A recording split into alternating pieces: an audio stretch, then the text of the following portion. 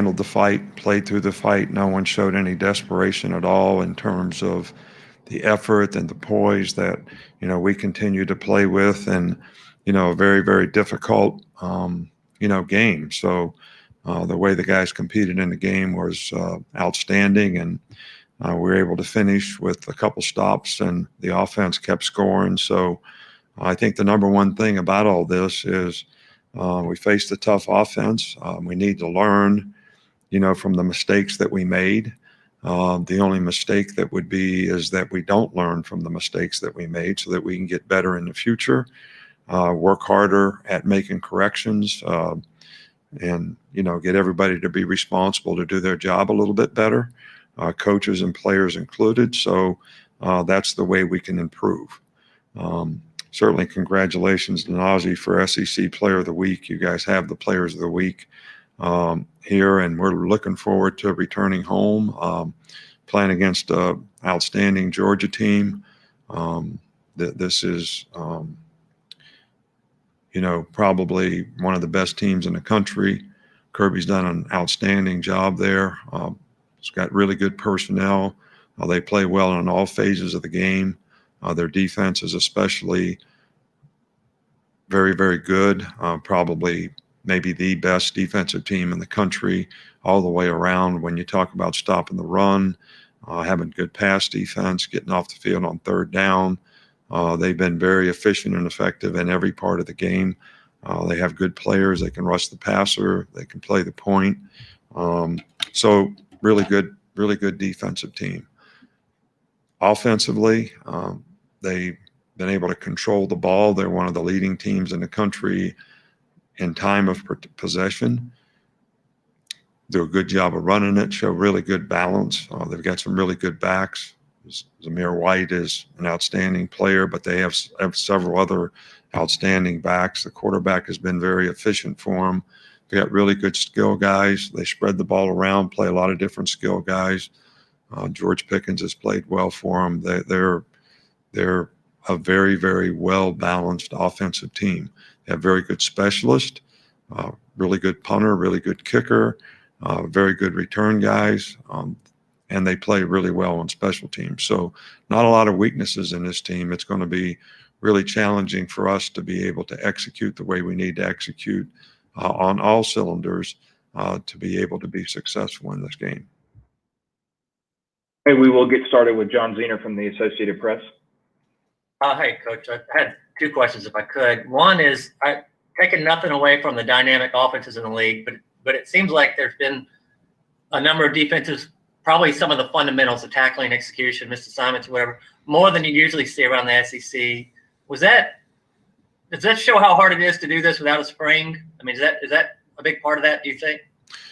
Well, I guess you could point to several different things that can contribute to it. One can be preparation, which would include all those things, spring, fall camp, all those things. I think for a long time when we were able to not practice against each other, even in the summertime, we couldn't have 7-on-7, and we couldn't do any drills against each other. It's much easier to practice offense on air than it is to practice defense on air because you're reacting to something all the time. So maybe that contributes to it. I really don't know. The tackling, we didn't tackle very well in the last game. We had missed assignments in tackling, probably the two things that were the biggest detriment for us, in the last game in terms of the way we played defense.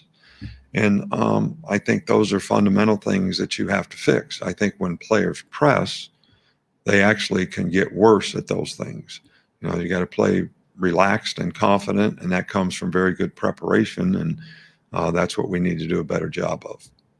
And the other on Najee Harris, I know you guys have a ton of playmakers on offense, so he's not always going to get 20, 25 carries. But how good did he look, and how much has he improved just coming back for senior year?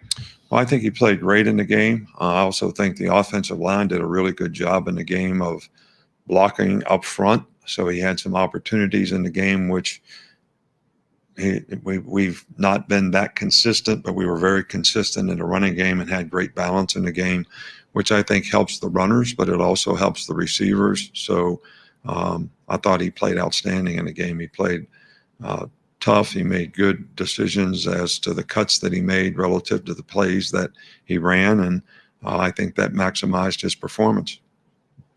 Hey guys, we got a lot of people in here today. Please keep it to one question. We'll go to Michael Casagrande next. Yeah, Nick, there was talk about sign stealing after the game Saturday. I just wonder if there was any evidence of that or anything you wanted to add to that. No, I think what I was really speaking to was we were more like, I felt like we were always one play behind. When I say one play behind, I mean, sometimes when you play in the NFL against Joe Montana or somebody really good, you always feel like you're one play behind because if you call this, they do the right thing against that. So I think that was more what I was sort of referring to, as if they knew what we were going to do. And some of that is our issue in terms of how we disguise things. They were going fast. We were struggling to get lined up. We didn't do a very good job at disguising things. So they were able to take advantage of a lot of situations. And, they know us well. So all those things probably contributed to me feeling a little bit like we were one play behind. Okay, we'll go to Brett Hudson with the Tuscaloosa News. Hey, Coach, I'm curious what you thought of DeMarco Hellams in the game on Saturday and how he's developed over the last year or so. Well, we've got a lot of confidence in DeMarco. I think he went in there and did a good job. He's been a really good special teams player for us. He's played some in dime.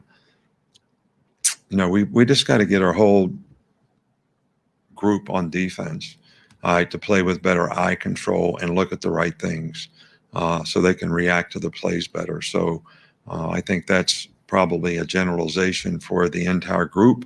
But I think that's the only thing that's going to help us get better. And I think everybody needs to do that. But DeMarco did a good job in the game. We'll go to Aaron Suttles with The Athletic.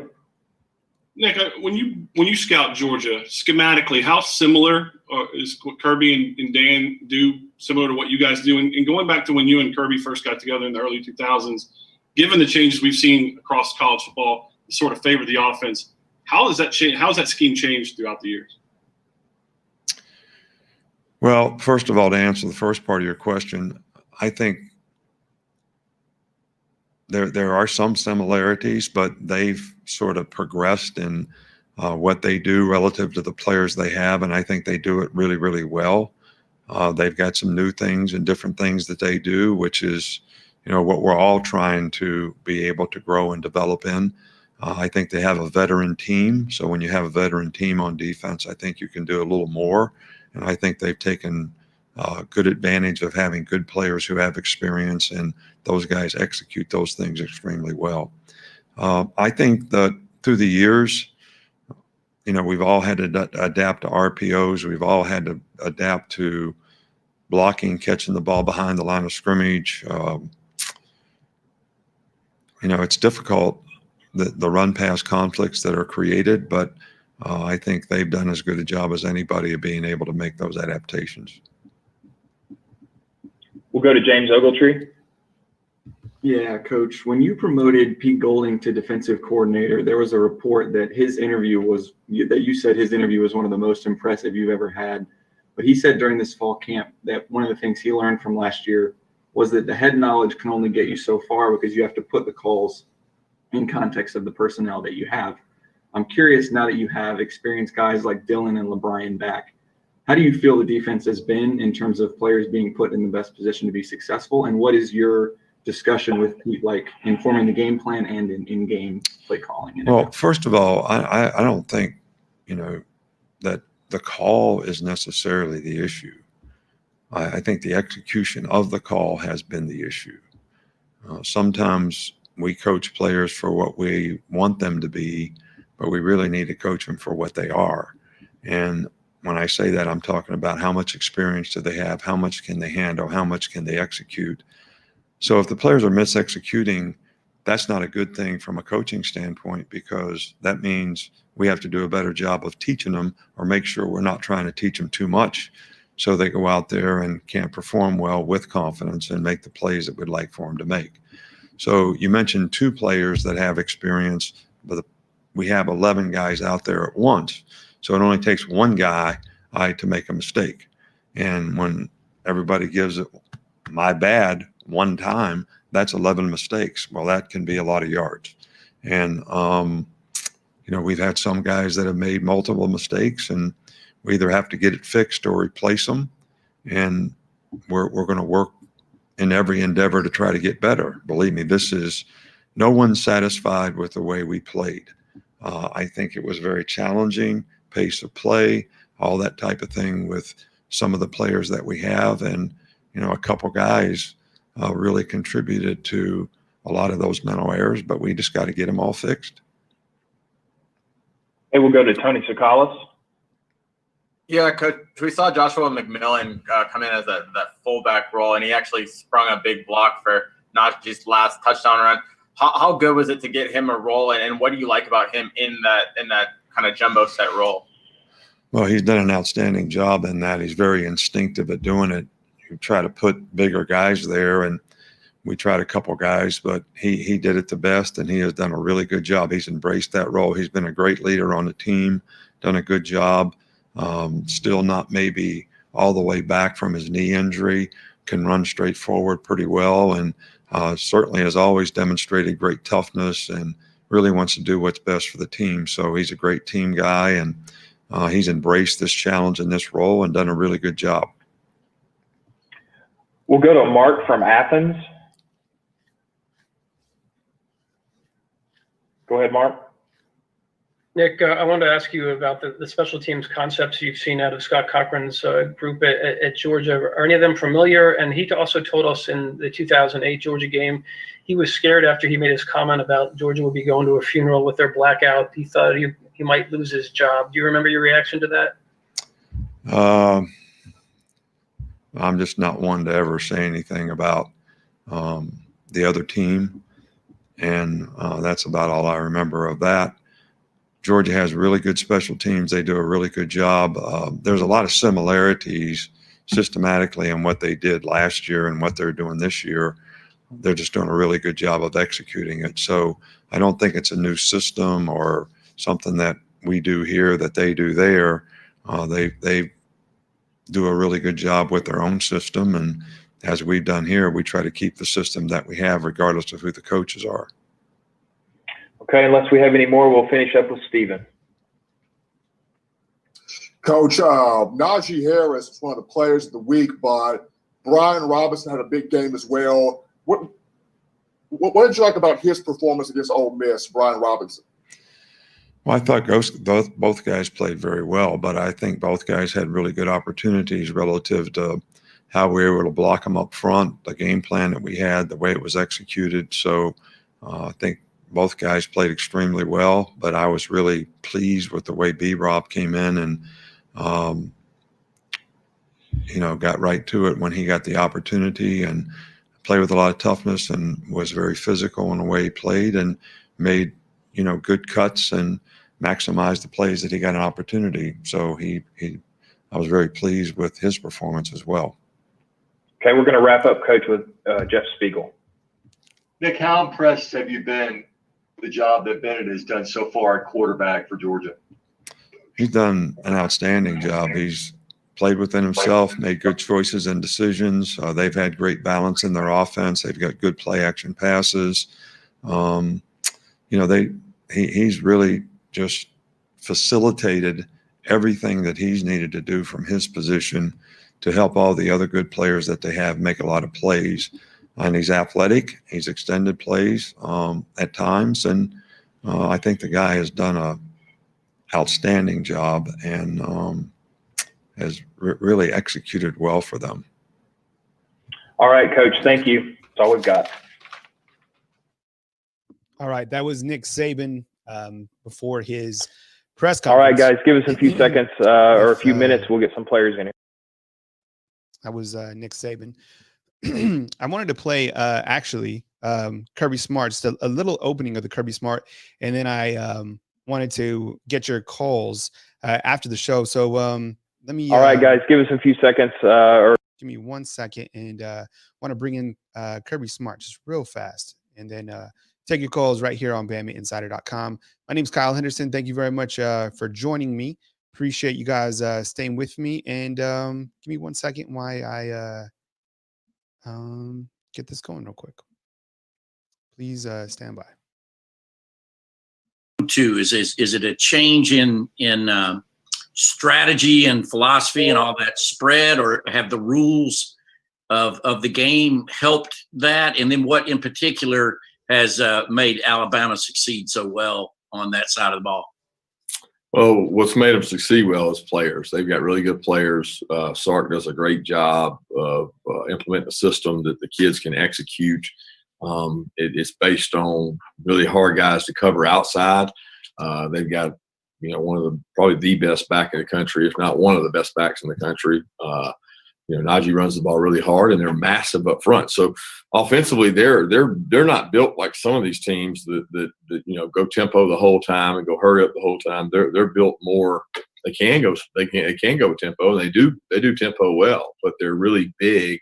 They can take shots down the field with the explosive wideouts they have. They make you defend the entire field. And I think college football as a whole is more offensive because the rules lend it to be that way in terms of allowing you can have linemen a little further downfield in college. So the RPO game gets to be big.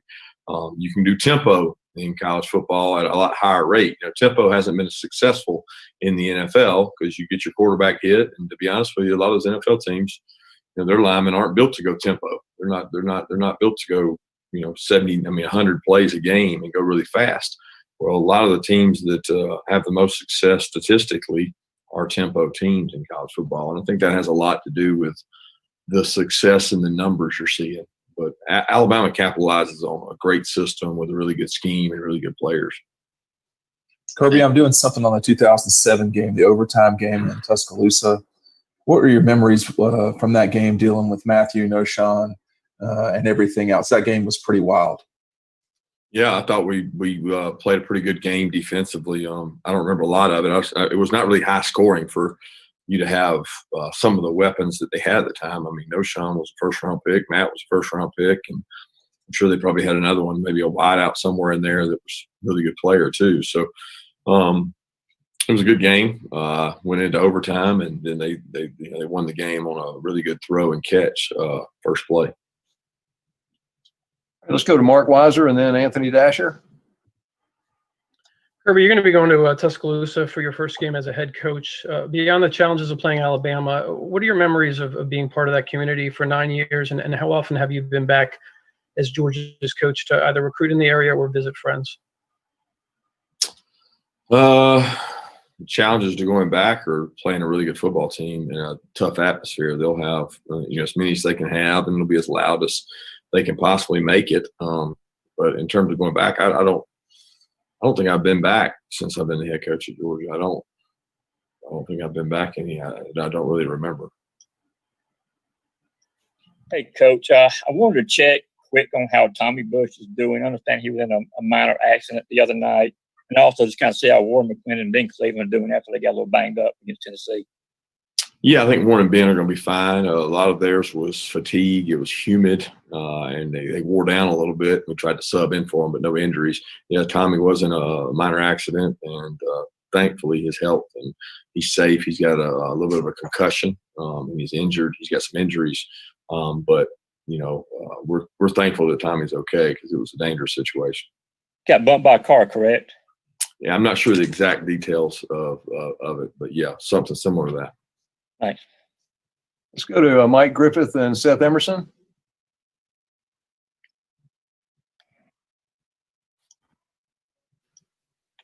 Mike, you there? Yeah, Coach, you talked a little bit about your offense, and you said at the beginning of the year just about playing good teams, how they can expose you. What have you learned about your offense through 3 games, and what are some of the priorities this week? Biggest thing is that when we execute, we're hard to stop. And when we don't execute, we go backwards. So, I mean, it's that simple. Everybody wants to make it about this or that, but if the guy has the right split and the guy does the motion right, and we block it right, we don't cut one free. Stetson's accurate. He finds people. When we block it the correct way up front, we move people and get movement on whether it's double teams or zone blocking schemes. We have success, and when we don't move people, we don't. So it's not really complicated. It's more a matter of can we execute at a high level, and are our players good enough to move their players? Kirby, as far as going back to Alabama, does the magnitude of this game compared to the previous two times you all played them, I guess, get kind of lessened because it's a regular season game? And also, I guess you've had a lot of roster turnover when you look back at those 2017, 2018 games. Yeah, I mean, the magnitude of every game, as you well know, Seth, is just it's huge. It's the next game, and probably in a season where you're not, playing out of conference games. Every game is really important because you're playing all SEC opponents. Obviously, the magnitude of those last two, we all know what they were and what they were for. So I can't weigh the magnitude of them. It's hard for me to compare those things because there's not a game that I played in that the magnitude wasn't great. All right, let's go to Charles Odom and then Jake Rowe. You've had 2 games this year where you've taken decisive wins after trailing at halftime. What does that resiliency tell you about the team? And I guess what you're focused on is not to begin with. I missed the end of that. Well, I'm assuming your emphasis is on not falling behind to begin with, but the resilient side of the team, what does that show you? Yeah, it shows me what we can be, if we do that the whole time, because that was going to be my answer to your question, exactly what you just said. My focus is on why are we not doing that from the start? Why are we not executing better from the start and dominating the opponent instead of keeping people in the game? We got to do a good job of dominating from start to finish, and that's the focus is how we can do that better. But I'm proud that they responded. They responded by coming out and playing physical, and we still didn't execute with certainty in the second half of those games, not the way that we're capable of. Kirby, kind of piggybacking off that, obviously, you've had a couple of first halves that were a little, subpar, a lot of mistakes, a lot of penalties. Is there one way you guys deal with that and try to get off to faster starts, or is it kind of I don't want to say fly by the seat of your pants, but is it kind of you kind of have to take each game by an individual basis and correct them by each game? Sure. That's exactly what you have to do. You have to try to prepare and get guys to execute at a higher level. And, you can't say do less with them. You got to do what you got to do to give yourself a chance to win. And, as a coach, you can't be afraid to challenge your players in terms of execution and asking them to understand what it is, the scheme it is you want to do. You can't sit there and say, well, I'm not going to move anybody. I'm not going to shift anybody. I'm not going to do anything. I got to be able to go play. And we got to get better at that. We got to grow up and on offense, defense, and special teams, grow up faster. There's no time to be patient in a schedule like we've got. Okay, let's go to Jed May and then follow up with Augusta Stone. Hey, Kirby, this is Brandon Sudge. So in terms of this game and everything, with the different circumstances, it being in the regular season, do you feel like there's a bit of a different feel to this game, I guess, than a championship with a championship at stake? But can you motivate your players in the same way? It's the same level of hype and anticipation. I don't think the players need motivating. I really don't. Not for this game. In any scenario, they don't need motivating. It's 2 versus 3. It's Alabama versus Georgia. They realize what's at stake. So I don't think it's about the motivation. Again, I don't get into comparing the matchup, this one to the other ones. Those teams have almost completely turned over. When you look at their team and our team, there's not many guys that played in those games. Hey, Kirby. I kind of wanted to ask about Stetson Bennett's leadership and how he was able to, in practice or, in the locker room, really make this team, his own, really command it, even though, he didn't get the start at Arkansas, but now he's really, emerged as the guy. Just what is it about him that has helped him rally the team around him? I honestly think he's just himself. He doesn't try to be someone else. He doesn't try to artificially lead. He doesn't try to fake it. He never did that while he was trying to compete for the job, and he hasn't done it since he got the job. Stetson is who he is, and I think the skill players on offense and the offensive line, they all trust and rally around him because they know he understands what we're trying to do offensively, and he can put them in good situations. And then the defensive players have all, seen him play and know what Stetson's about. So he does it his own way, which is really by doing very little in terms of trying to vocally lead. He leads by example, and he encourages guys and he helps guys get lined up. Let's go to Tony Barnhart and then Pat Forty, if either of you have a question. Kirby, you've obviously learned from a lot of different coaches in your career, but in the 11 years that you were with Nick, what are a couple of things that have carried over into your entire career and the way that you go about your business? Focus on the task at hand. I thought he was always a master of that, of not really having the highs and lows and the emotional spells of a coach, and just, focus on what's important now. Kirby, Pat 40 here. Your defense, it seems like in the second half, is really, they make a play and then they make another play. Like they're kind of feeding off of the pressure that they've been able to put on people. What have you seen from that unit, especially in the second halves this year? I've seen some energy. I thought in all three games, they became more energized in the kind of the most important moments of the game in the second half. They've increased the intensity and played really hard, and kind of I think some of that is we play a lot of players, so when you boil down to it, hopefully we're fresher than the opponent. I know in the first couple games, it was really warm in two of them where, you wear somebody down and you can take advantage of your depth in the second half and maybe see yourself playing faster than the opponent at times. But it's something we got to continue to work on and get better at, because we haven't always been that way in the first half. And we've certainly had a second half against Auburn that was lackluster, a couple of drives where they converted a lot of third downs. And you can't be a good team consistently and do that. And we got to help our offense by getting the ball back in field position.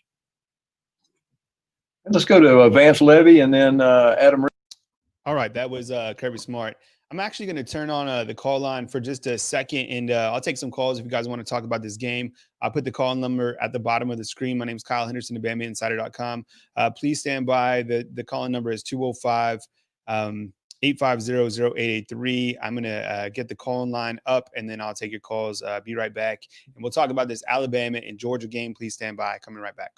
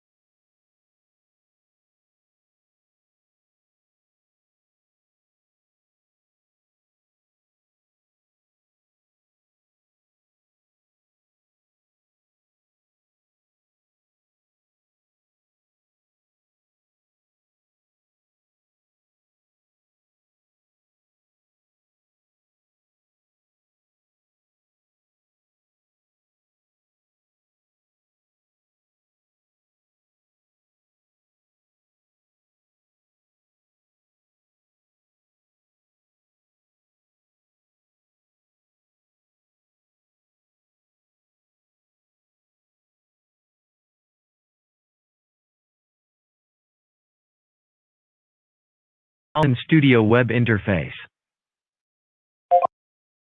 All right, we got our first caller in on the line, and we're going to take it.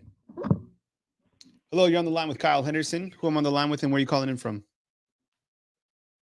Hey, Kyle, this is Jay Probst in Atlanta, Georgia. How are you? Hey, what's up, Jay, right? Yeah. All right, go ahead, buddy. You're on the line. Take it, man. So being in Atlanta, I'm definitely in Georgia country, and I'm the rare breed.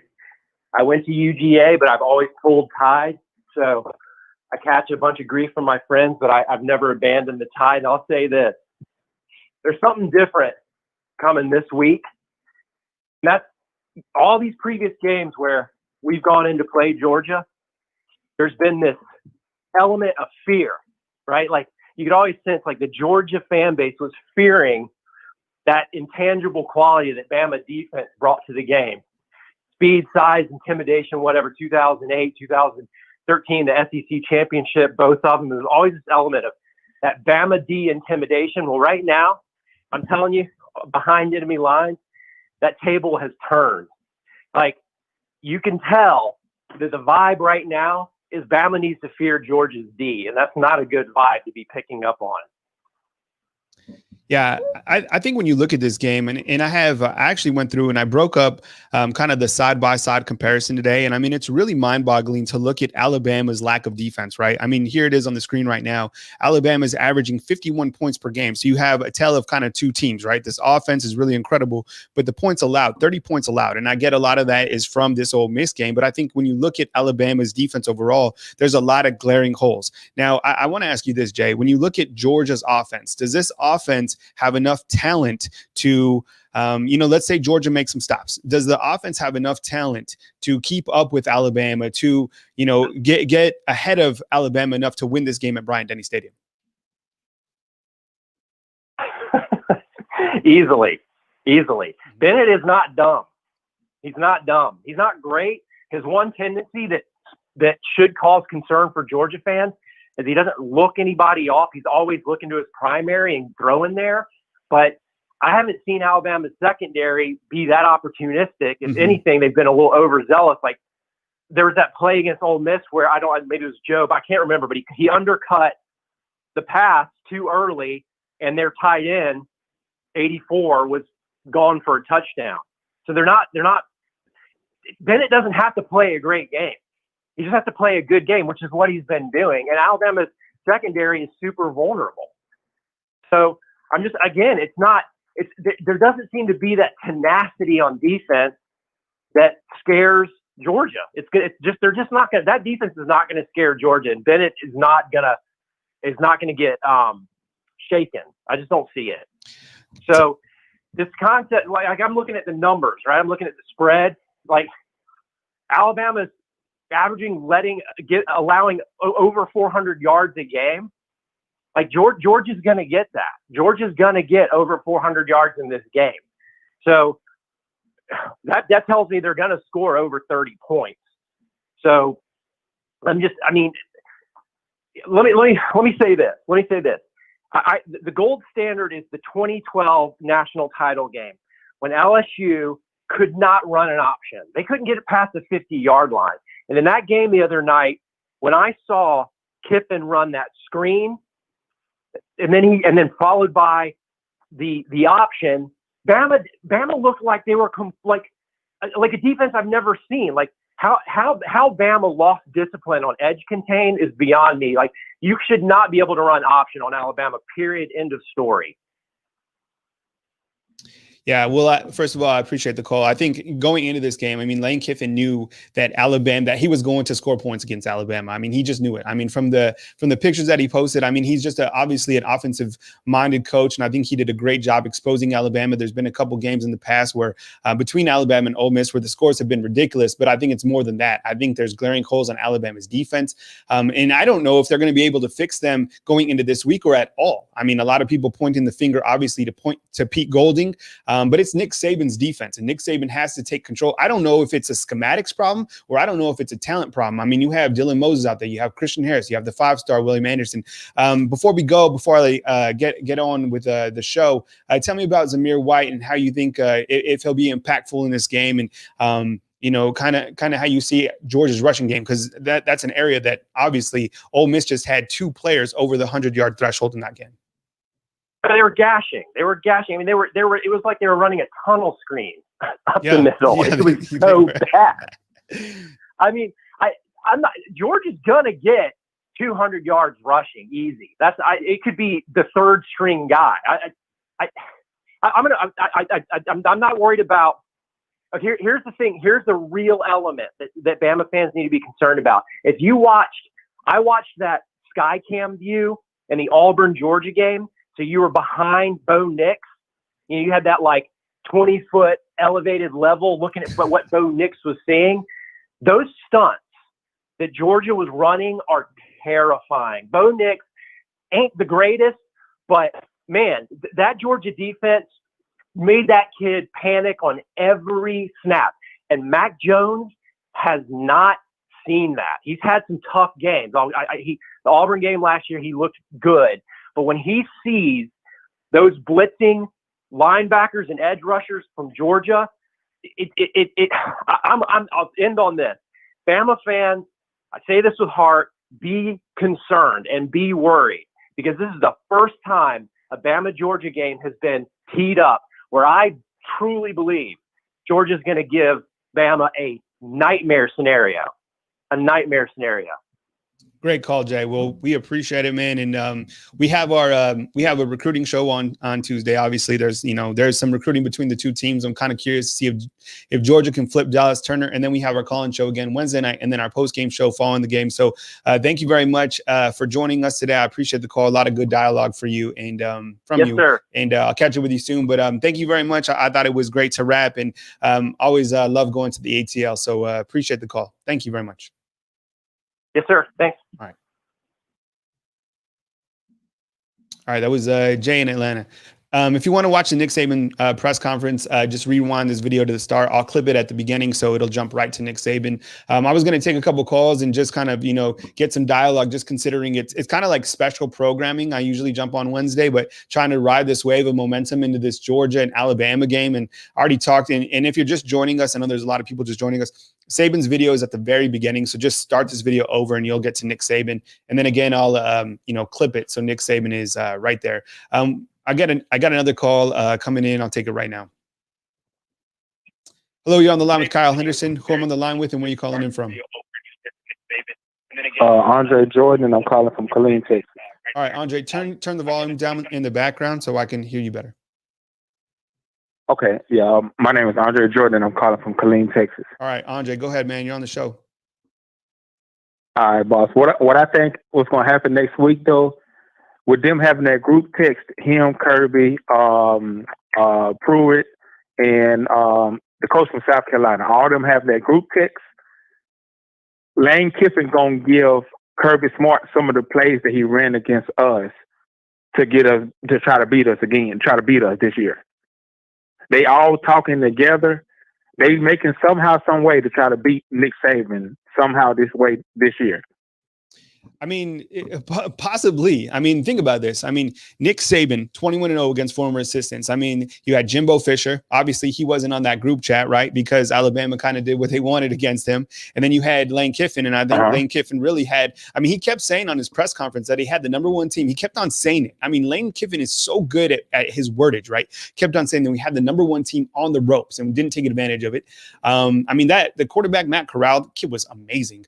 And then now you have Kirby Smart. Obviously, him and Lane Kiffin tight. And then after that, you got Jeremy Pruitt, right? So, I mean, yeah, obviously those guys, someone's got to be the first guy to beat Nick Saban. You would think. But, my thing is like, don't get me wrong, eventually it's going to happen. I hate to say it, but eventually it's going to happen. But my thing is like, it was something going on. I don't see Lane Kiffin just exploring that defense like that good.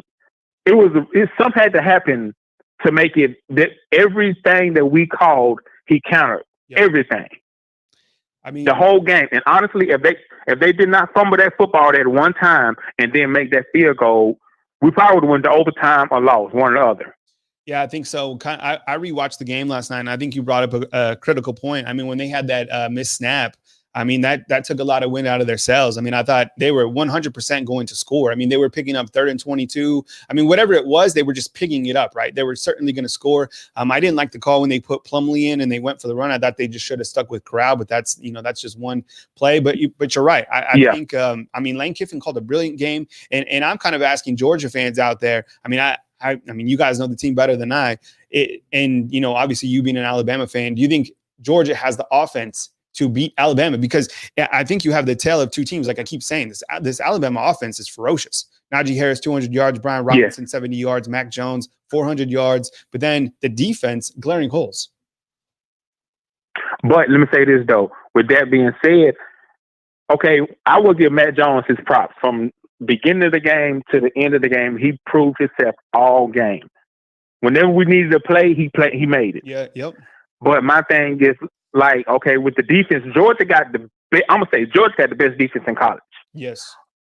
On the other end, like you said, their offense is kind of iffy. Mm-hmm. So with us being at home, that's going to be a leg up with our defense, first of all. And I don't think that Georgia will be able to score just like we was able to score when we wanted to. Correct. They're not going to be able to score with us. Mm-hmm. Because if you take Pickens out, if you double Pickens, whatever his name is, number one for Georgia, it's going to leave some more people open or man covered or whatever. But I don't think they're going to be able to take the top off our defense, though. Yeah, I'm kind of, and Georgia fans, you can chime in here. What kind of quarterback is Stetson Benton? You know, I know that he wasn't the first guy that everybody was talking about. I mean, there was a couple other quarterbacks, obviously, and then you have, Zamir White, and then I was actually curious to see as well, when you look at kind of the stats right now, George Pickens only has 8 receptions for 87 yards. Kind of like what's kind of the detail with that? I have the defensive stats, which I'll also load, but I'm kind of with you, Andre. Is like I want to know. I mean, and I don't think this game gets into a shootout. I think it'll be much lower. I think Vegas has the over under less than 50 on this game. So but it's gonna like Jay from Atlanta saying. I mean, just the defense coming in is absolutely ferocious. My thoughts are kind of more about Georgia's defense. Any final thought, Andre, where we kind of wrap up here? Honestly, all we have to do, I'm gonna say this. Is spread them out. What I would do is I'll make Waddle, Devontae Smith, what's the name? The other receiver, number John 30. Mechie. John Mechie. And then I put Battle in the other slot. I have Waddle and Battle in both sides of the slot. Devontae Smith and whatever his name, Mitchie on the other end. Mm-hmm. You spread them out, they can't stop you. Yeah. With Najee running like he's running, they can't stop us. Yeah, absolutely. I mean, the running game has been absolutely ferocious. Yes. So I appreciate taking my call, though, boss. All right, man. Take it easy, Andre. Appreciate it, man. All right, roll tide. All right. We'll talk to you, man. All right, we got our next caller coming in the line. We're going to take it right now. All right, what's going on? You're on the line with Kyle Henderson. Yes. Who I'm on the line with, and where are you calling in from? I'm calling from Nashville, Tennessee. Okay, and I didn't. My name is Corey Lewis. Corey from Nashville. Okay, go ahead, Corey. You're on the show.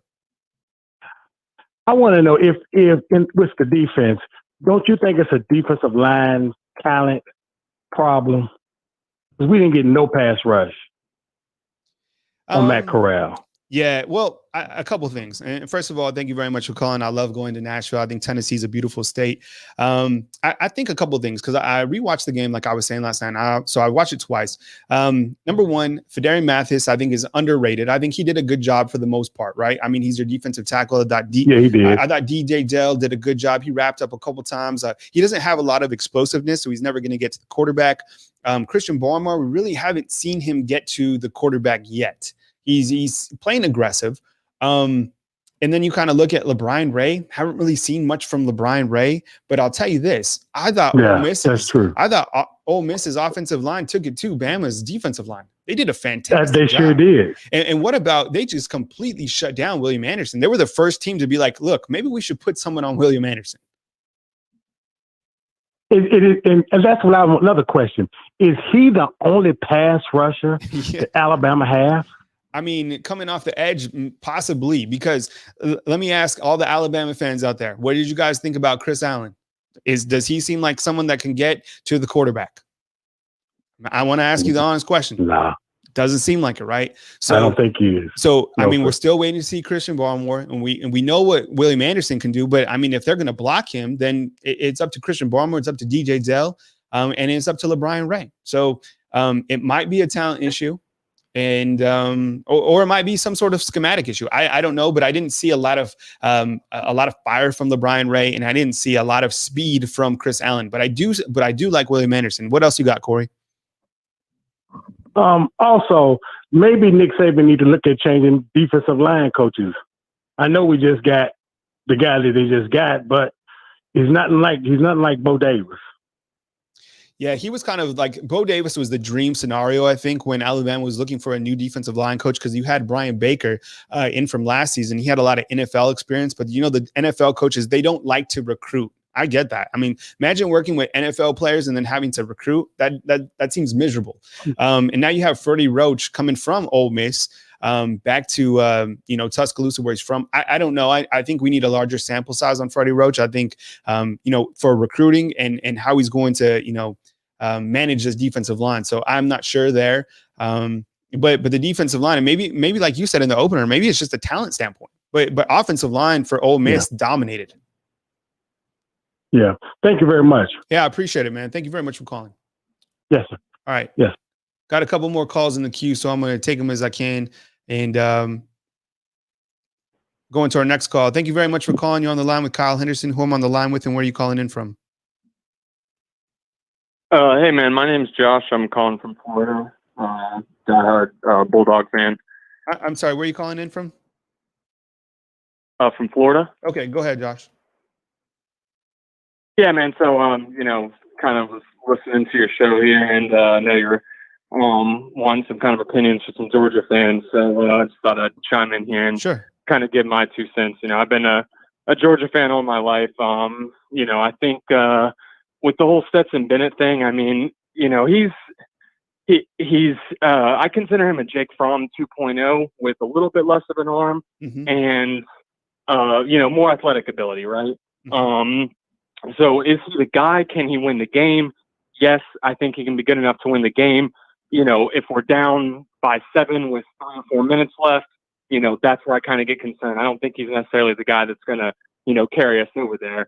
But before the Ole Miss game last weekend, as a Georgia fan, I know, Kirby's got this on his back. He's lost to Saban, multiple times. I mean, I think the stat is right. He's led 118 minutes out of 120 minutes just to lose by 4 points, and then a touchdown in the national championship game and the SEC championship game. So I mean, he's got it somewhere. But my only concern, I guess, after watching last week's game, my only positive, or where I'm coming out feeling a little bit better now, is that when he beat us, right? I mean, Tua and Jalen Hurts, those are 2 really solid quarterbacks, 2 very athletic quarterbacks. I'm not saying Mac Jones is an athletic. He's got a really strong arm. But if that's who they're going to be riding with, and Georgia's defense continues to be Georgia's defense, I think that presents a real, challenge for Alabama. I think a lot of it's going to depend on the offensive line versus Bama's defensive line. Obviously some glaring holes for the Ole Miss game. After seeing Georgia's, our kind of number one is Zamir White, right? He has the most targets. He's kind of a workhorse back, though. We got 2 guys, Kenny McIntosh, who's a true sophomore, and then Kendall Milton, true freshman, and then James Cook, if he's healthy enough, he'll be there. But those 3 behind Zamir White are 3 incredibly athletic backs. They all can, catch balls out of the backfield. I'm kind of interested to see from Kirby if they utilize them a little bit more instead of, as a Georgia fan, it's frustrating to see them run the same, zone option right up the middle with Zamir White and, against Tennessee, 2 or 3 yards, sometimes couldn't even get a yard, right? But yet we still keep calling it. We still keep trying, I get he's trying to wear him down, but, that's kind of where I lie is, is he going to use, more dynamic, running backs out of the backfield, instead of going with the workhorse with Zamir White, especially after 2, ACLs he's trying to come back from.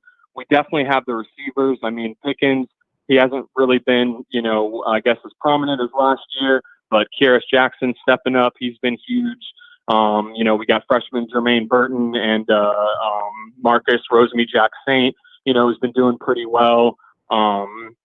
So, I mean, we definitely, the talent's there. It's just going to be can Kirby get past that mental block, past Alabama, past the Saban? I mean, all you keep hearing is 21-0 against, these former assistant coaches. So it's kind of, can Kirby get over that mental block, play his game, not pull dumb decisions like trying to run, a fake field goal with Justin Fields in the game in the, 2018 SEC championship game.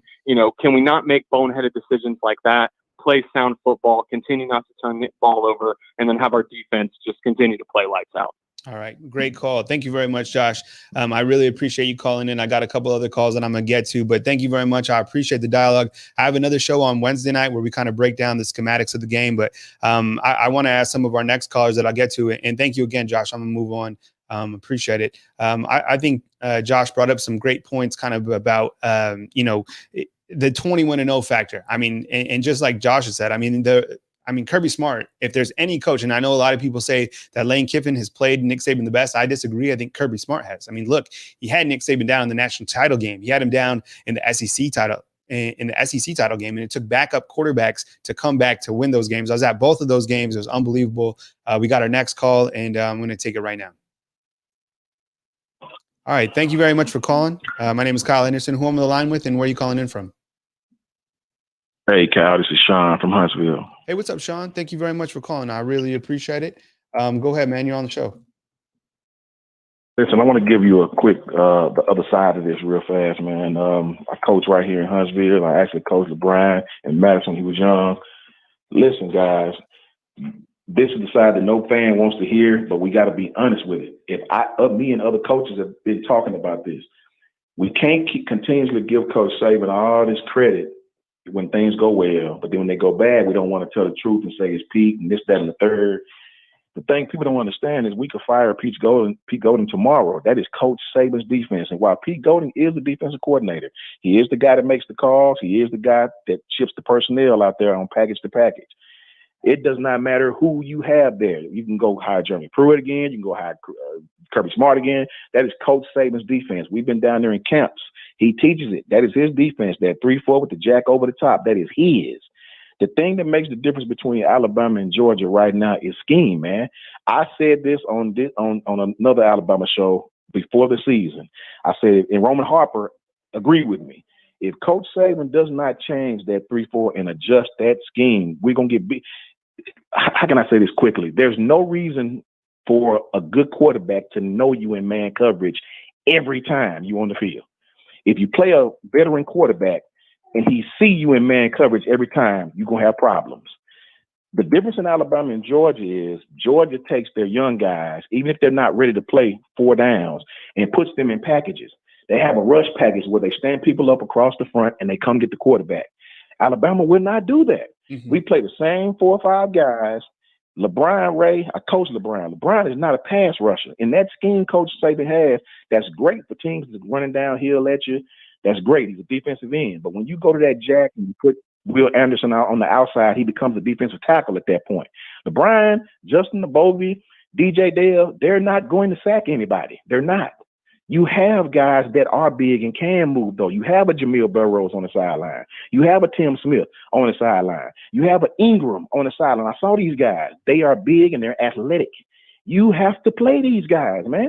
You have to form a package. If they're not ready to play, well, that's somebody's fault. Get them in a package. Get them in there. Even if it's just on 3rd and long, there's no excuse for us to run this 3-4 constantly, putting all the pressure on the middle linebackers, and then the middle linebackers look lost. These guys were lost. I'll give everybody this, and I'm going to be out of here. Go back and look at the game at 3:49 in the second quarter, right before halftime. It was 4th and 1. 4th and 1. We decide the middle linebackers are completely lost. Drew Sanders come in. Him and Ben Davis, number 1, were both on the same side, misaligned.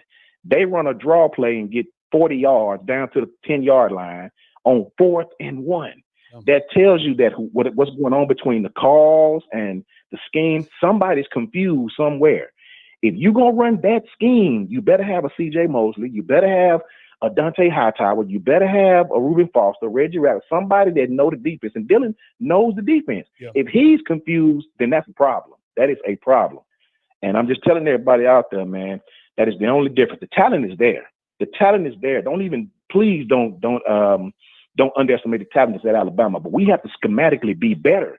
We have to schematically be better up front and get all these King Wakudas and all these pass rushers that we have, give them an opportunity.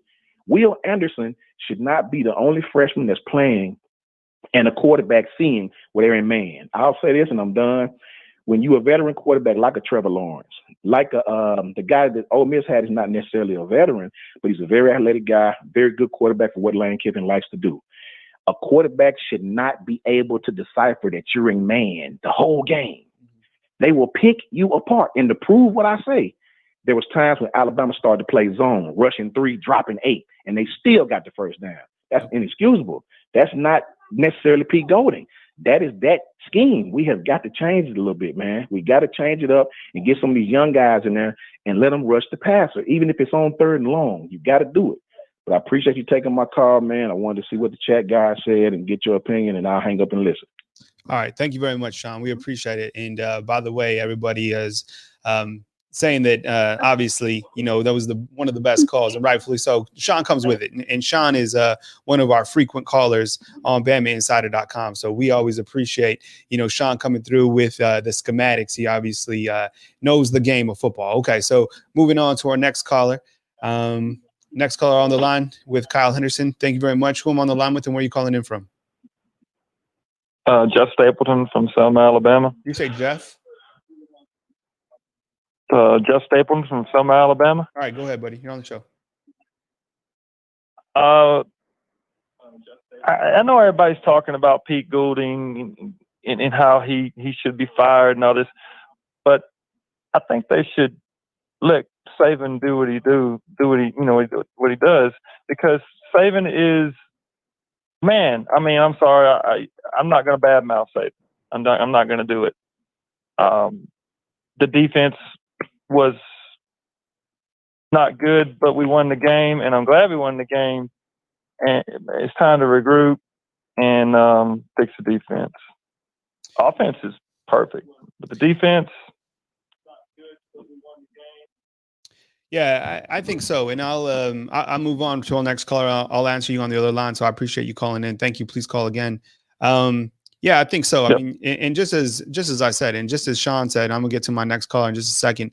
I mean, Sean's right. I mean, I think it's, it's a schematics problem, so Alabama obviously knows that they have something to fix, and they're going into this crucial game against Georgia. And what are they going to do? We have to see some sort of change from the Alabama defense if they want to be 4-0, if they want to beat Georgia. I think Georgia is obviously a bad moon rising. We've talked about Georgia so many times and what they've been able to do from a recruiting standpoint.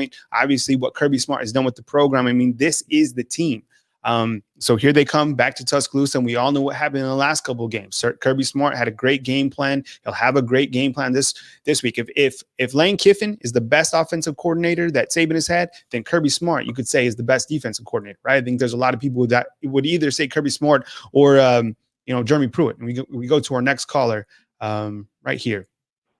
Hello, you're on the line with Kyle Henderson. Who I'm on the line with, and where are you calling in from? Thurman Combs from Maplesville, Alabama. Okay, Thurman, go ahead, buddy. You're on the line. Take it. Yeah, this thing, with the defense, you're right. Lane Kiffin was a fabulous offensive guy, and Smart is the best defensive guy. And with our defense acting the way it is, doing what it is, it would be no problem, really. And I'm a diehard Alabama. It would be no problem for Georgia to beat Alabama. All right. Because Smart knows defense. He knows he can shut down somewhat Alabama's defense if he wants to, because they can stop the run. They're stopping the run pretty much. But my whole thing is Pete. Right. We hired Pete to do a job that Smart done, but he has not even come close. I mean, not one game this year has he even showed any advancement in defense. And, I just don't really think Pete's the guy for the job. Like the dude said, it's Saban's job to fire him and hire him. But Saban needs to, if we do not put out a good defensive stand against Georgia, Pete should be gone by the end of the year, because we won't win a championship, period. Defense wins championships. Yeah, absolutely. I think, it's the offense, and we look at kind of the offense over the last couple of years. Has the offense been bad during any point? No, absolutely not. I mean, you had Tua Tagovailoa leading this team. And what were the problems? They were always the glaring holes on the defensive side of the ball, right? I mean, you look at what Auburn was able to do, and Gus Malzahn. I mean, if you think Lane Kiffin is a good offensive-minded coach, Gus Malzahn, I mean, that guy's a madman, especially when that Alabama and Auburn game was on, right? What he's able to do from a schematic standpoint, that's another dangerous team. Look at the schedule schedule remaining for Alabama. Okay. You got Georgia coming up. You got Tennessee. Tennessee's pissed off. They're playing. I mean, I thought they played Georgia, at least for that first half, really well. Then you got LSU. You got Mississippi State. I know they're throwing interceptions every other time, but still, I mean, Mike Leach, who knows what's going to happen? Then you got LSU, you got Auburn. Arkansas has been playing, lights out. So they need to fix it today because they will not win another national championship if they do not make changes. Thurman, they can rely on our offense. Our offense is phenomenal. They can rely on it, but it cannot keep the team going continuously. It's going to fade out. In some point, something's going to happen, and it's not going to happen. So the defense has to be there. And this game is very crucial to Pete Golden putting off a good stand. And I think just like some of our other callers are saying, I mean, it's Saban's defense, and think about, and I said this the other night on our postgame show, it's not like Pete Golding is shoving down the defense down all the assistant coaches. Look at all the coaches in the room, right? These are some alpha males in there. Sal Sinceri, are you kidding me? You think he's going to be bossed around? You got Charles Kelly, another defensive coordinator. Saban's in the room as well. You got Charlie Strong as an analyst. You got the Stoops brothers in there as well. I mean, those are a lot of defensive-minded coaches. Collectively, something needs to happen to improve this defense before it's too late, before Alabama cannot win this other national championship that they're going for. So anything else, Thurman, you want to add a final thought? And the thing about it is that there was a thing about where they think that Lane Kiffin stole our defensive plays or something like that. I don't really think so. I know he knows our defense. So before he played our defense, he got all his eggs in one basket. And he put everything to test, and he almost, he did pretty good holding our defense because he knew our defense. He knew exactly what Saban was going to do, how Saban was going to do it, because he knows himself that Saban's defense, not Pete Golden's. Yeah, definitely. Yeah, that's an excellent point. And I have plenty of calls that I got to move through, but thank you very much, Thurman, for calling in. We appreciate it. Yes, sir. All right. Thurman brings up an interesting point, and I want to pose this before I go to my next caller. The teams that have had a high tempo offense have given Nick Saban issues, right? And I think Thurman was right. I mean, you look at the fact that the teams that have played high tempo and kept Alabama's offense tired, they've had success, a lot of success. All right, we're going to take our next caller. Hello, you're on the line with Kyle Henderson, who I'm on the line with, and where are you calling in from? This is John from Mississippi, Alabama. John, did you say? Yes. All right, go ahead, John. You're on the line. Thanks for calling in, buddy. Well, my thing on this is that Pete Golden, man, I understand last year him not having a defense that, he had a bunch of players hurt, all that kind of stuff. I can understand that. You know what I'm talking about? I give him the benefit of the doubt. But come on, man, this Ole Miss game, he's had 3 games, man, to get a defense ready, man. He got everybody healthy, and he says he come to Alabama to coach the best defense around the country. Okay, well, what you had to work with at the beginning of the season. Dylan Moses is back. You got everybody back. On my thing on this is, if you can't get the job done, man, you either need to resign or Saban needs to fire him. I mean, because I'm sick of seeing defense wins championships, man, and Alabama will not win another championship until this gets resolved. Yeah, I think, as previous callers have stated, there's nothing wrong with the offense at all. I mean, I have this side-by-side stat comparison. I mean, 51 points a game. I think Sarkisian is doing a fantastic job. Thought he did a fantastic job last year. And I've asked this question again and again. It's like, this Big 12 offense and Big 12 defense is now came into the SEC. And I don't think it's going to, I think someone said online, this is fun to watch, on TV. Of course it is, but this isn't going to be championship winning football. I mean, look at what Oklahoma has turned into, right? I mean, Oklahoma can score points all day, but I mean, they're in shootouts constantly. They lose big games, and Alabama needs to address this instantly. What else you got, John? The other thing on the situation is, I don't all the time think the best player starts, to be honest with you, man, because if you go back to Damian Harris and Josh Jacobs' situation, Damian Harris started ahead of every game on Josh Jacobs. And Josh Jacobs, you see who the NFL thought was better. You see who's doing better in the NFL. Josh Jacobs is 10 times better than Damian Harris. But why was Damian Harris playing ahead of Josh Jacobs and got more carries than Josh Jacobs? That I don't understand. Yeah, that's a very interesting question. I mean, you kind of look at how those two are going right now. And Damian Harris just had, a nice performance, but it's nothing compared to what Josh Jacobs is doing. Josh Jacobs playing like one of the best in the line. But we're going to move to our next caller. But thank you very much for calling in, John. We appreciate it. Oh, thank you. All right, let John get back to parenting. All right, here we go. We got our next caller on the line. We're going to take it.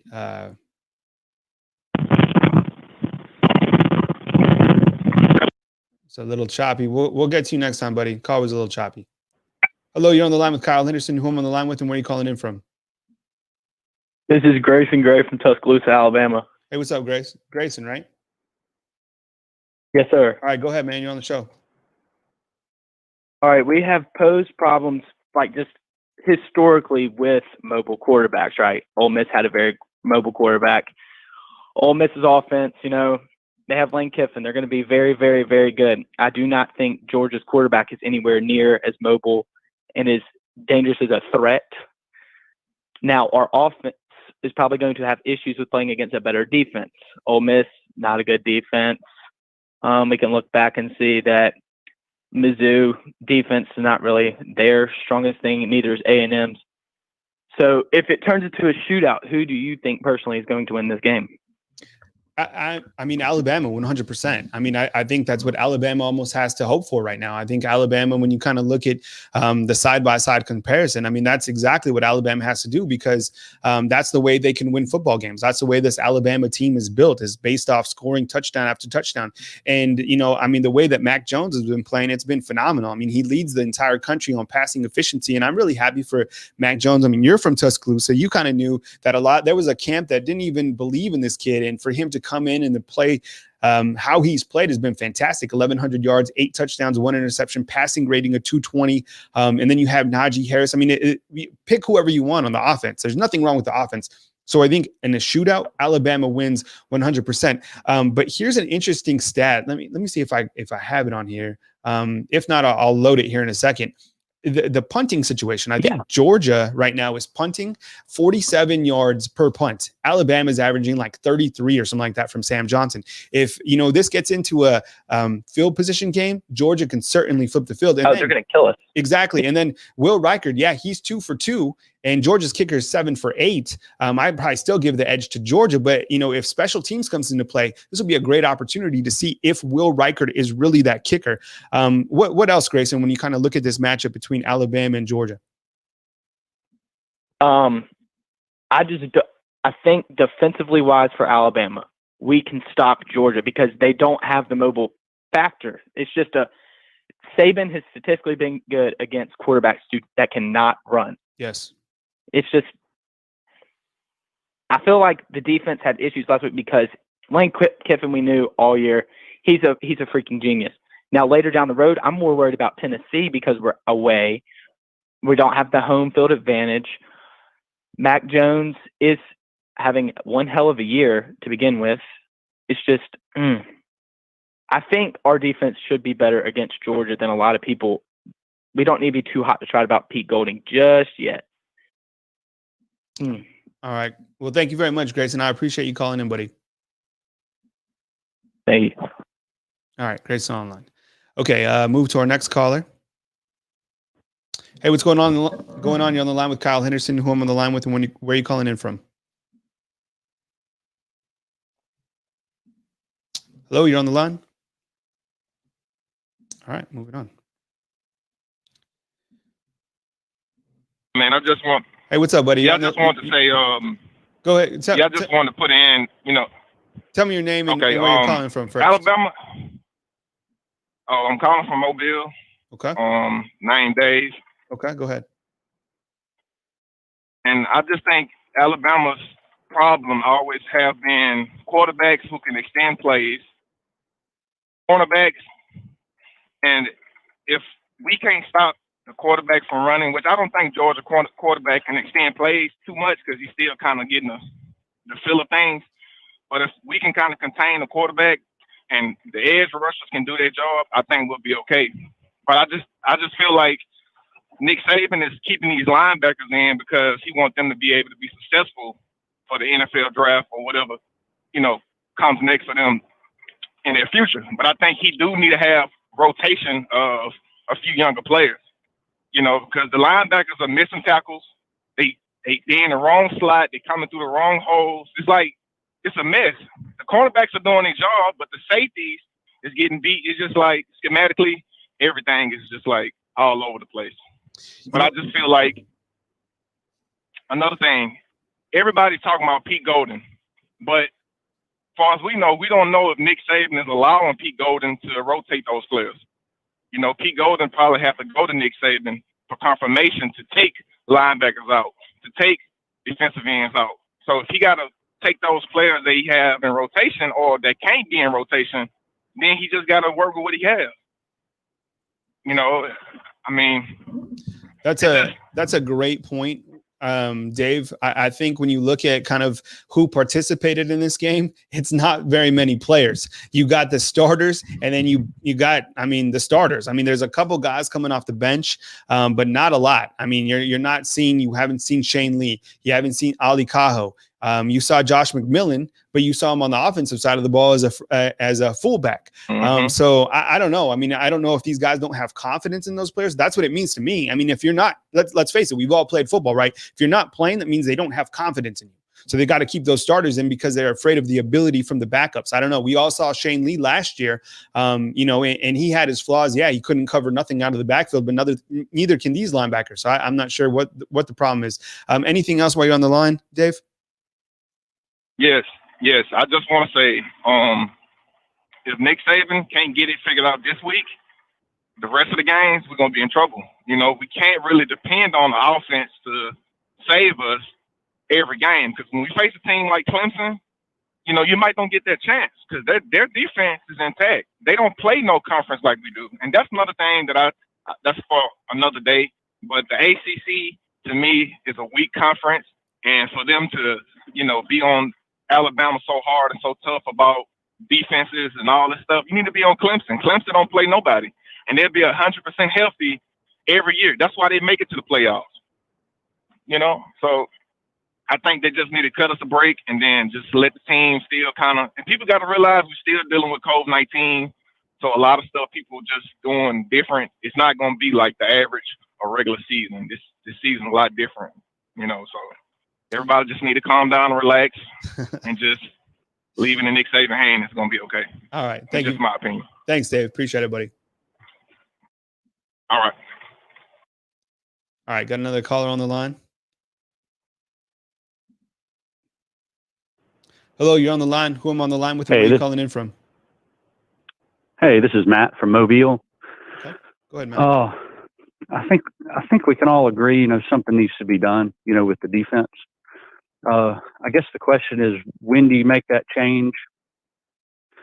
And how do you make it? If you go in there right now and just say, hey, we're going to, put you aside, for a few games and let Charlie Strong call the plays or something like that immediately, you could end up doing more damage than good. So I guess you just have to cross your fingers and wait till the end of the season. Yeah, I think, Matt, I think you're right. There's no way that a change is going to happen in the middle of the season. I think that can make the whole season fall off the rails, right? I think what you have to do collectively is try to figure out, does Pete need, someone else helping him call these plays, make changes?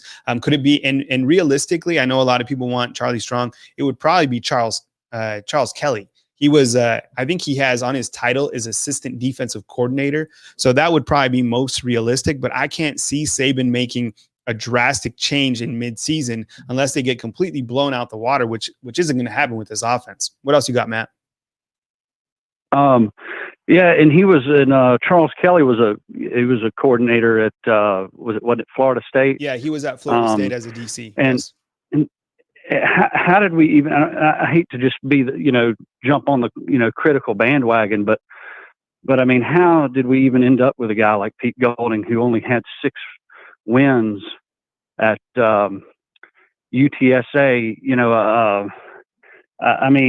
usually, we would hire a guy with a lot better resume. So I don't even know how we even ended up with this guy. But I'll let you take it from here. Thanks. Okay. Thank you, buddy. Appreciate it. By the way, everybody, before I'll take just a few more calls and then I gotta eat some lunch myself. By the way, the game time for Alabama and Tennessee has just been announced, and that's going to be a 2:30 kick on CBS. So that's a 2:30 kick on CBS. So I just want to make sure I got that right. And that game is obviously going to be at Neyland Stadium. So that'll be October 24th at Neyland Stadium at 2:30. So it'll be on CBS. So just wanted to bring that to your attention because I know we always learn about the following times. I know, as we continue to build out, that's kind of how the schedules works. And we just got the information a few minutes ago. Appreciate you joining. Hey, if you guys are watching, could you guys give me a thumbs up? I know that really helps. You might thinking like, how does that help? But that helps, gets our channel out. And then also subscribe if you're an Alabama football fan. I know if you're a Georgia fan watching right now, you probably don't want to see Alabama video. So that's cool. But if you're an Alabama football fan, please subscribe. That really helps our business grow. It helps our channel grow. So thank you very much. I appreciate it. I'll take a couple more calls and I'll wrap it up. Phone lines are busy. So appreciate it. All right. You're on the line with Kyle Henderson. Who I'm on the line with and where are you calling in from?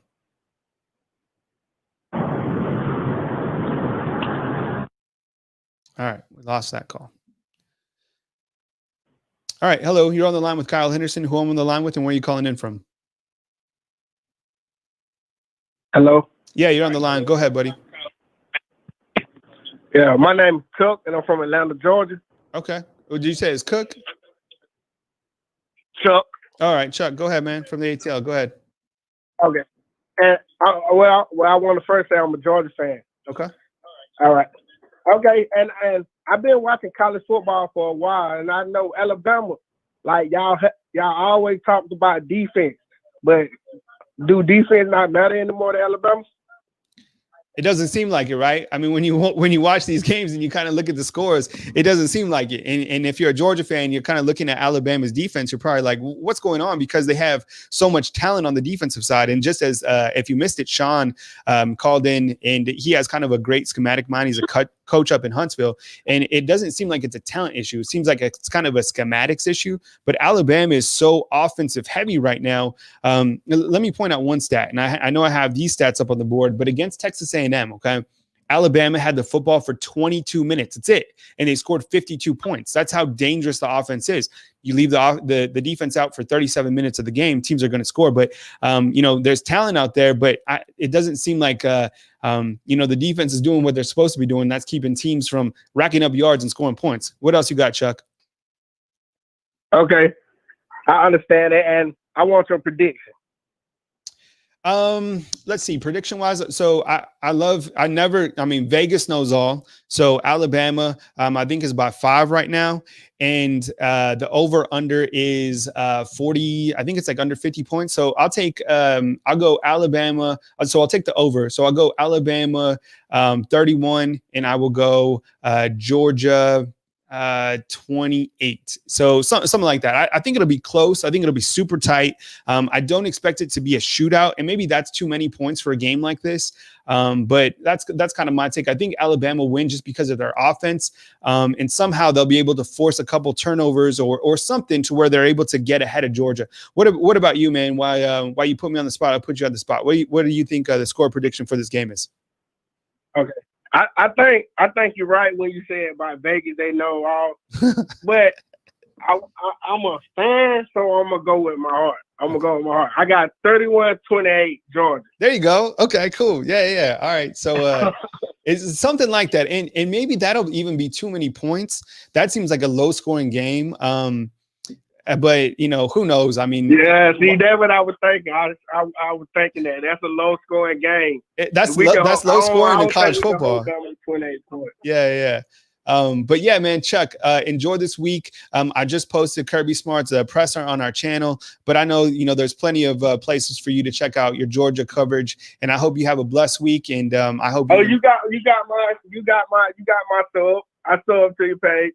Okay, cool. All right. So I like our content. I like our college football content. Yeah. Me too, man. I'm just love talking SEC football with you guys. I live here in Tuscaloosa, and I'm frequently in ATL, man. So I got a lot of respect for the great people in Georgia. Always been so great to me, and I appreciate you calling in. All right.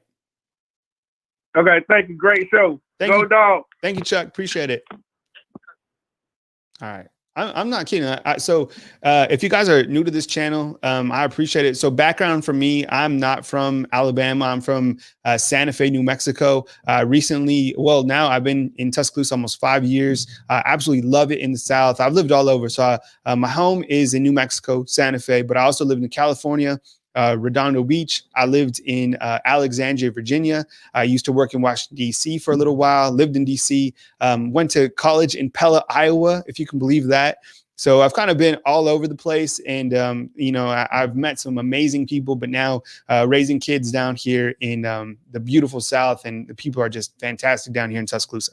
Okay, I'll take 2 more calls, and then I got to get out. There's so many calls that probably have a show all day long, but take 2 more calls. Hey, what's up? You're on the line with Kyle Henderson. Who I'm on the line with, and where are you calling in from?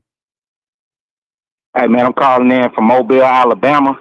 My name's Adrian. Okay, go ahead, Adrian. All right, man. I'm going to be honest, man. I think that last week was not a true telltale of Alabama's defense, man. I think a lot of people are overshooting, or speculating because of the way that Lane Kiffin, ran his offense. But a lot of people aren't taking into account the preseason and the season that we're having. A lot of offenses are a lot, more advanced than the defenses right now at the beginning of the season, because being on offense, you don't have to have contact to be on offense. You can get out there and throw passes with your receivers. You can run drills with your linemen without contact and show them how to block down or whatever, you want to run through, man. But I think a lot of people are just taking into account, what happened Saturday. But, man, that's not the true Alabama defense. I think people are just speculating because, like I said, they're not used to Alabama playing like that. Well, if you didn't have any reps up until maybe 4 weeks ago, man, it's hard to get on a field. If you ever played football, it's hard to get on a field and, have chemistry with each other when you haven't had a chance to build it.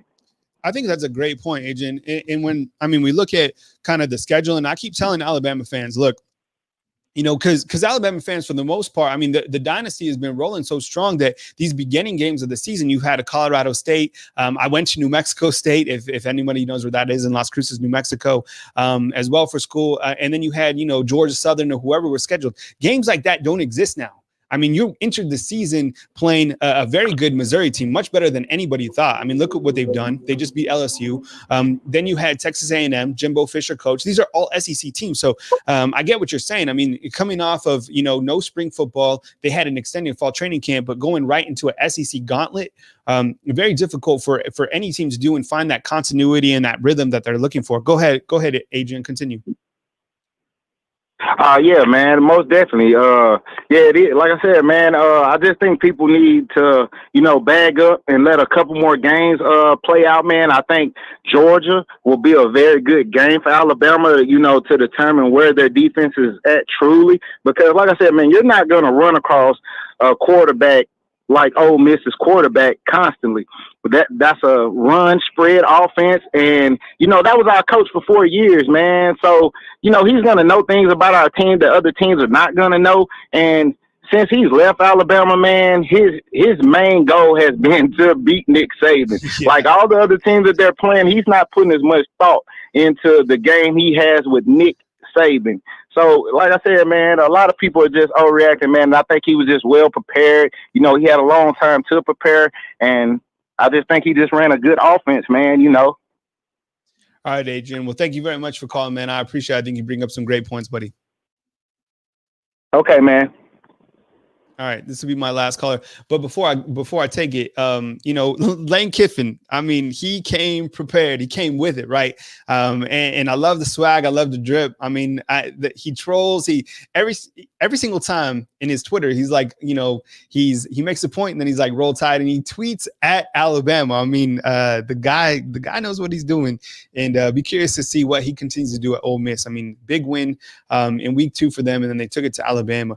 All right, last call of the show. And if I didn't get you this time, I have another call-in show on Wednesday night and then my post-game show. So I want to make time for everybody to take your calls. And this was kind of just a pop-up show. I've never even done this before because usually my shows are in the evening time. But now that I know that there is room for this, and I get it, it's because of that's Georgia week that a lot of people want to call in and talk about it.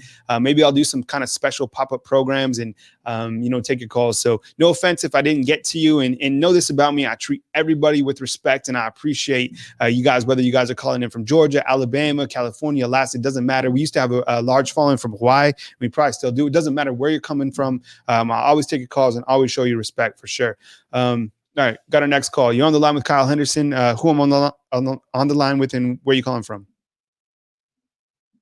This is D. I'm calling from Birmingham, Alabama. All right, what's up, D? Is it D? Yeah, D. All right, D, go ahead, man. You're on the show. Take it.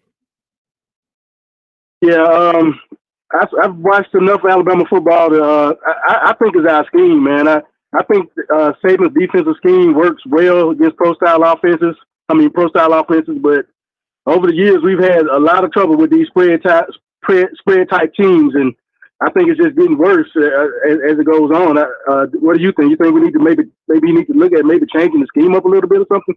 Yeah, I think so. I mean, I probably defer that to, Sean from Huntsville, who brought up some great points, just talking schematics and, making sure that, the guys are in the right places. I know that Christian Barmore, I think he can get to the quarterback, but DJ Dale can't, for example, right? DJ Dale is there for, run support. Same like if you were to stop Ismail Sopsher in. But you got to make sure that the guys are getting to the quarterback and you have the right guys on the field. William Anderson, I think you need to find who else can play to that level. And maybe nobody can at this point, which is concerning because I don't see a lot of pop from Chris Allen. I've seen Drew Sanders in there a couple of times. He still looks a little bit green. So who else on the depth chart can kind of rise up? I think overall the players are there, but it might just be the schematics and just like you said, or I think the caller before was talking about Alabama having success about pro style quarterbacks. I think, and that's why I like Alabama against Georgia, because I'm not sure how athletic is, Benson, and maybe, he'll kind of blow our minds and do a good job in this particular game, or Bennett, my bad, Stenson Bennett. But that's what these mobile quarterbacks give Alabama such a hard time. The mobile quarterbacks, and then the tight ends and the running backs out of the backfield. I mean, every game it seems like every big play the other team hits is to a tight end or a running back coming out the backfield. I don't understand what the problem is, but we've got to get that corrected because every team 22 now.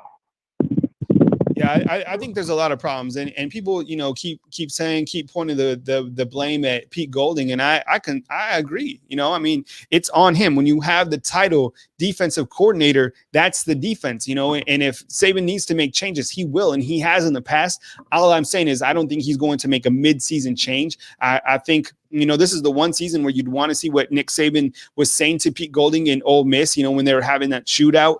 I'm sure he was ripping him through the mask, but we just didn't hear that.